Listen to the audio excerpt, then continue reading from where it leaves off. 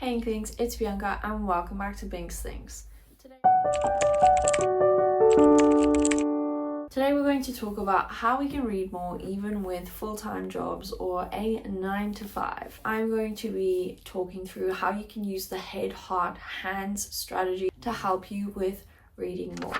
So let's start with your head. So your head is your strategy, your mindset, how you're going to approach this before you even start. So let's talk about some examples of strategy that you can use. One thing is setting clear goals for you, not for an ideal you, so that's important. Make sure that you take a look at your life as it currently is and your responsibilities, and set realistic goals for how you can fit reading into your life. An example goal could be, I want to finish at least one book a month, or I want to read at least 10 minutes every day.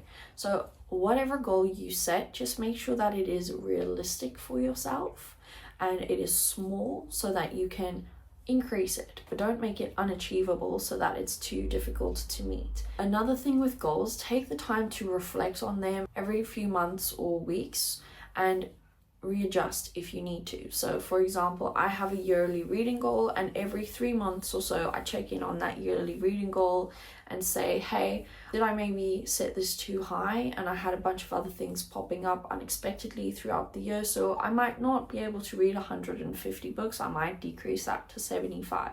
So those are large numbers, but you can apply that to your own life. Next tip, track your progress, and that can be in a lot of different ways. So that could be tracking amount of books or amount of pages read, or it could just be writing down the name of every book that you finished. Tracking is helpful so that you can just be more mindful of the fact that you are trying to do this new hobby, and it's really easy to forget about things if you don't have a way to track. Some people track it by actually keeping a copy of every physical book that they read on their shelf. But if you are, reading your library or using apps and things like that, it's difficult to keep track of digital books. So even if you just write it down, little list, all of the books I've read so far, I keep track in my notes app.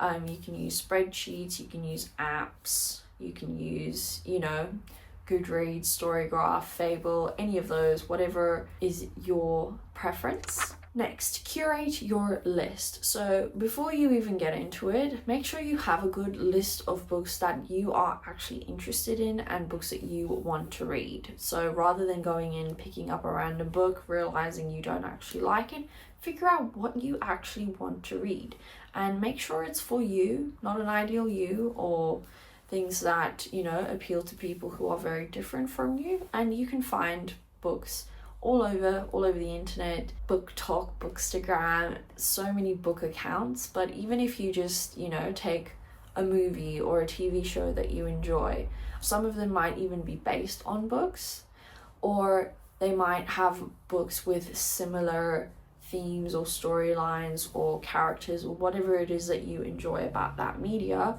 If you Google books like blank, you might have a few suggestions popping up.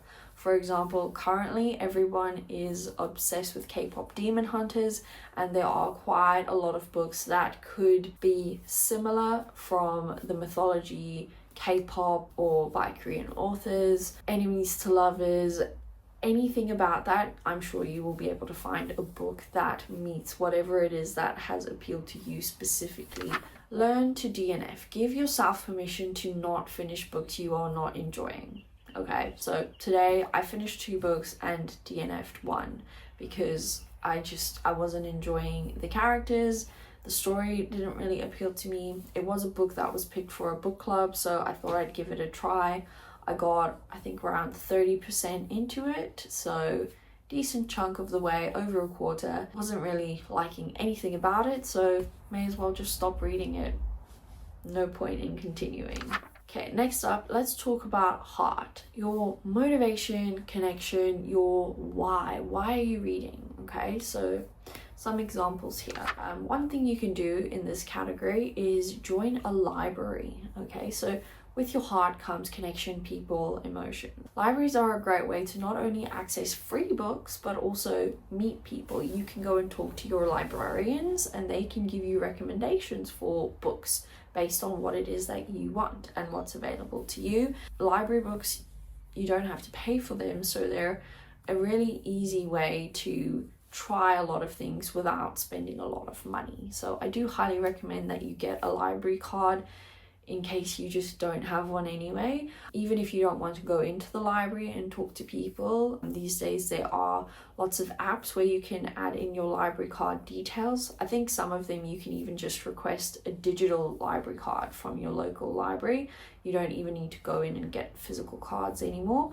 So for example, Libby and BorrowBox, if you put in your details there, you can get audiobooks and ebooks for free. You can also call the librarians and ask them questions. I used to work in libraries, if you couldn't tell. The books have a due date, so they have a deadline. So in that way, it will motivate you to finish them. So I would recommend not borrowing too many books at once, maybe one at a time just to start off with. But they do have due dates so that you are expected to finish them within 3 weeks, and then you can renew them, I think, up to twice. That's a good way to motivate yourself to read, because library books have to go back to the library. They have deadlines. Next one, book clubs. So join a book club, start a book club. It can be online or in person. It can be a really, really great way to make sure that you finish the books if you are struggling. Book clubs, usually you have to read the book before you meet up with your friends to talk about the books, and then that can be a really good motivator if you are struggling with intrinsic motivation. You can also follow book communities online. There are so many here on BookTube, Bookstagram, BookTok now. You can join online communities and participate in readathons where you read themed books, read-alongs where you read the same books, etc. Really, really fun. And then, most importantly, find your why. Why do you want to read more? Okay? Do you want to read more to learn? Do you want to relax? What do you want to get out of reading? Figure that out, then reading will happen a lot more easily for you. Lastly, your hands. Taking action. So some examples for how you can take action. Make reading accessible for you. So for example, I keep physical books next to my bed on my bedside table so that in the morning I can read, and at night before I go to sleep. I have an e-reader which I keep in my bag on the go. I have audiobooks on my phone and even some more ebooks on my phone so that reading is accessible. I make it as easy as possible, so making it easy. If I always have a book with me, that means I can read in little downtime, so pockets of time that I would normally be doing something else. So for example, on my commute, I drive to work now, so I listen to audiobooks, but when I was going to university, I used to read on my e-reader on the bus and on the train.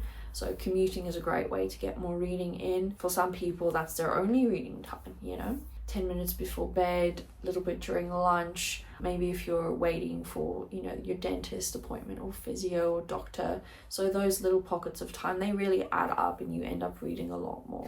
Having the book next to your bed is a great reminder for you. And I would also recommend charging your phone in a different room so that the only thing that you have near you when it is bedtime or sleep time are your books or whatever other cozy hobby that does not disrupt your sleep. And I try to charge my phone outside my room as much as possible. You can read across multiple formats. So I've already mentioned the different formats I read in. I read physical books, ebooks, and audiobooks. Library books are a great way to access all of those things.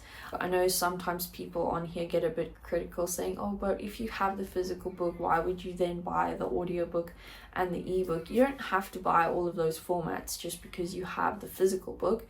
Sometimes I do own a copy and I get really into it, so I just check if my library has a copy of it and I listen to it there. I also subscribe to Everand, which is kind of like Netflix for books. So on there I get access to quite a lot of audiobooks. And then Libro FM is another audiobook app which is similar to Audible. You pay for a monthly subscription, and Libro FM supports small bookstores, so you can pick the bookstore in your area that you would like to support. So I think that's really great. So I do get to a decent amount of audiobooks, so I do use all three platforms, my library apps, Everand and Libro FM. So I do recommend those. I also have a Kobo Libro Color e-reader. I recently transitioned from Kindle to Kobo and I am loving it. And what I love about my Kobo is I can access my library books on my Kobo through Overdrive. So that's something that I couldn't do when I had a Kindle. I think you can in some countries, but if you like to watch my video about the Kindle versus Kobo, I'll link that one down below as well. So yeah, reading different formats is a great way to take different actions and make it easier for you to read. You can attach reading to other existing habits that you already have. For example, brushing your teeth. We do that twice a day, every day. So if you say, okay, before I brush my teeth, I have to read 5 pages of my book. Done. Easy. Sorted. Limit your scrolling. Like I said before, keep your phone in a different room whenever you can. I'm not always good at that, but I do really try to stick to that habit. If you can replace scrolling with reading, we would all get through quite a lot of books. So that's also why I like the e-reader for work and things like that. So times where you would want to scroll, try to read instead. You can also create a comfortable reading space for you. I'm currently in my sister's room to hang out with the dogs because I'm home with them today and they like hanging out in here. But I have my own little library area. I have some chairs. I like to read on my bed. So you can really set up a reading space that works for you. I have been eyeing some papasan chairs. Probably won't get one right now, but I think that's kind of my dream chair to read in. We used to have some at one of our houses in South Africa and I've really been wanting to get one again.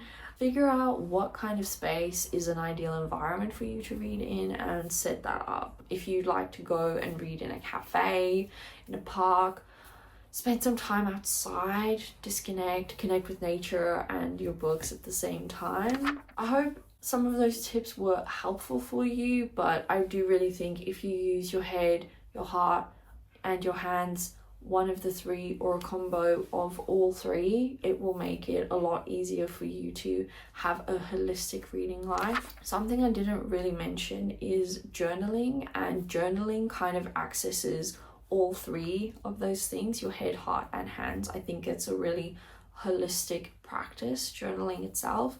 So whether it's journaling about the books you're reading or, you know, how you feel after reading, etc., that's one way you can really connect with your reading. Also annotating books as you go, so that's a way to connect with the books while you're reading.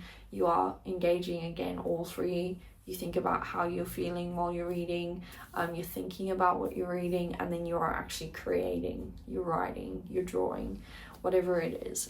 So annotating, journaling, my last few bonus tips. Yeah, let me know down below if you have some extra tips or things that I haven't mentioned yet to help some people out with fitting reading into their 9-to-5 reading life. And thank you so very much for watching. It was great hanging out with you today. If you have watched up to here, please leave an emoji to do with time. So that could be a clock or an hourglass or anything else that you associate with time. And thank you so much for watching today. Keep reading, Inklings. I'll see you next time.